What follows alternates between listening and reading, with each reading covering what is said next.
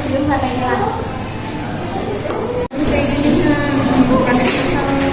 Itu pisau kan? Iya, sebenarnya jadi pisau. Iya. Apa ya?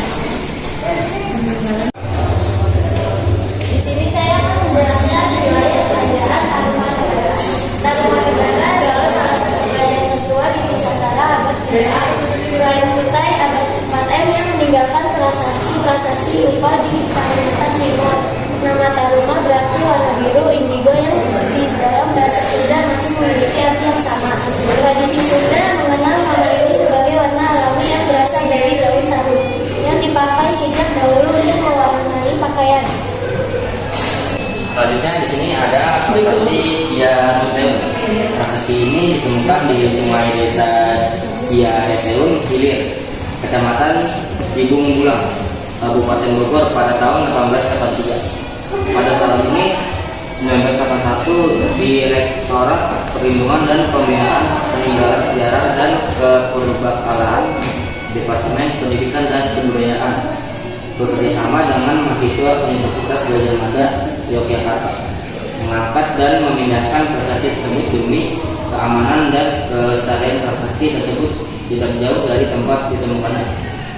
Di prasasti ini terdapat dua telapak kaki dan tulisan yang menggunakan bahasa Sanskerta dan berhuruf Pallawa yang artinya sebagai berikut. Inilah tanda sepasang telapak kaki Dewa Wisnu. Ialah telapak yang mulia Umawarman, raja di negeri Taruma, raja yang gagah berani dirinya.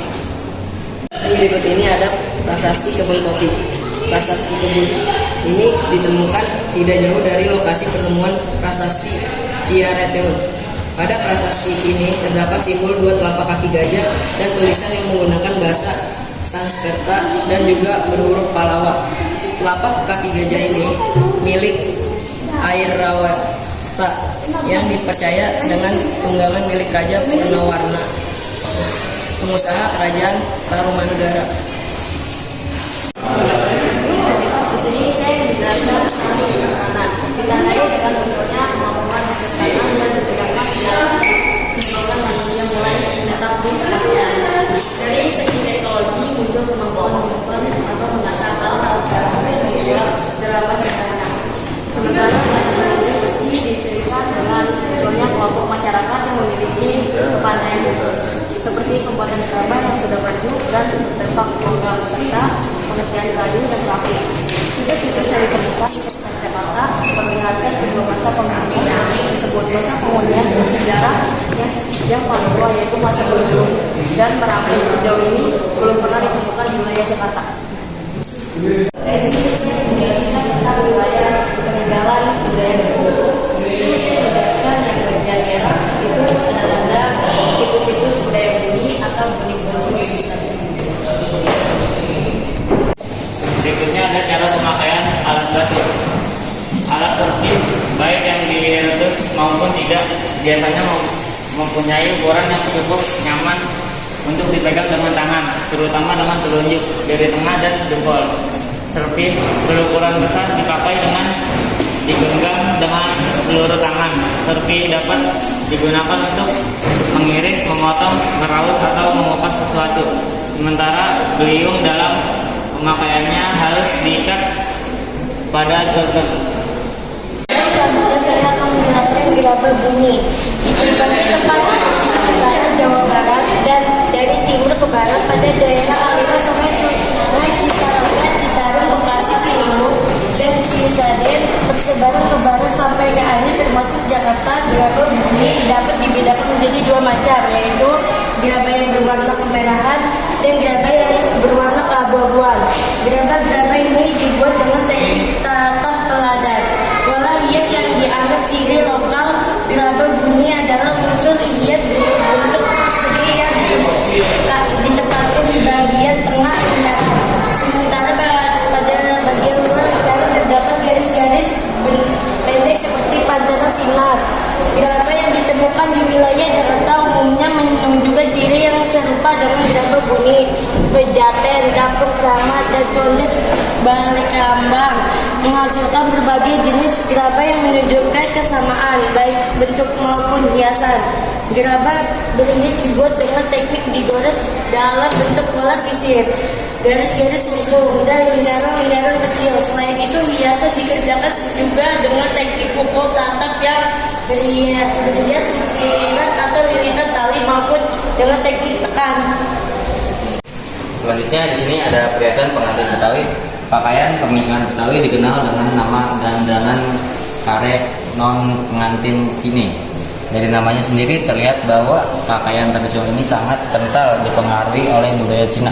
Tidak hanya itu, perhiasan yang dikenakan pun juga erat dipengaruhi oleh budaya Arab yang meliputi tusuk kembang rumput, tusuk kembang kelapa, kembang goyang, tusuk burung, cadar, perhiasan yang menutupi wajah, kerabu, anting-anting, dan lain sebagainya. Di sini ada alat cetak kue satu. Kue satu merupakan kue khas masyarakat Betawi yang menjadi hidangan wajib di setiap perayaan hari-hari besar. Rasanya yang manis dan teksturnya yang gurih membuat kue ini cukup populer di berbagai daerah. Di Jawa Tengah, hidangan ini dikenal dengan nama kue koya, sedangkan di Kalimantan disebut dengan kue putu kacang. Konon namanya yang unik ini diperoleh dari proses pembuatannya yang harus sangat telaten dan dibuat satu persatu. Ada pula yang mengatakan bahwa nama kue ini berasal dari perbandingan kacang hijau dan gulanya yang harus 1:1. Cetakan kue ini sendiri terdiri dari banyak bentuk, mulai dari bentuk ikan, daun hingga bentuk bunga. Uniknya, untuk mendapatkan tekstur gurih yang lezat, masyarakat Betawi asli hanya perlu menjemur kue ini di bawah sinar matahari selama 1 hari saja, mengingat seluruh bahan-bahannya telah dimasak terlebih dahulu. Berbentuknya bola olahraga.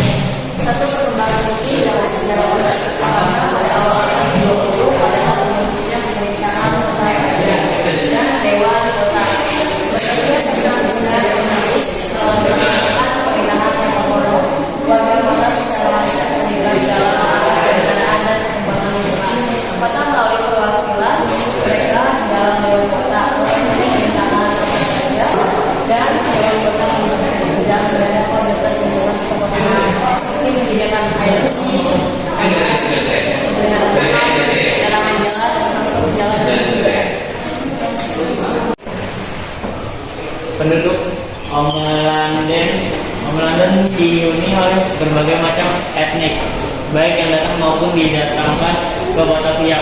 Mereka kemudian membentuk kelompok-kelompok masyarakat dan menempati lahan-lahan yang kemudian berkembang menjadi perkampungan di Omelanden. Berdasarkan catatan sejarah, jumlah penduduk Omelanden dari berbagai kelompok masyarakat di tahun 1169 adalah sebagai berikut.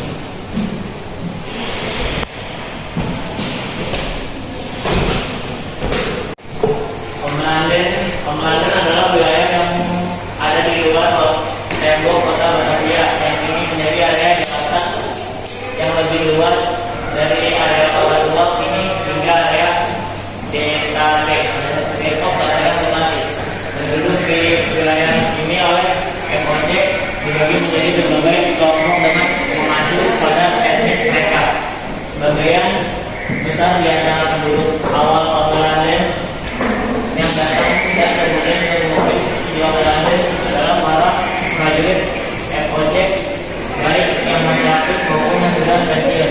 Di antara kelompok pertama prajurit Indonesia yang menetap di Omelanden adalah para prajurit Ambon yang tiba pada tahun 1656. Kedatangan prajurit Ambon disusul dengan kedatangan kelompok suku lain yang juga bekerja sebagai prajurit dalam dinas militer MOJ. Suku-suku itu seperti Bugis, Makassar, Bali, dan Melayu. Kepada mereka, VOC memberikan bidang-bidang tanah di Omelanden yang kemudian ditempati dan membentuk kampung-kampung.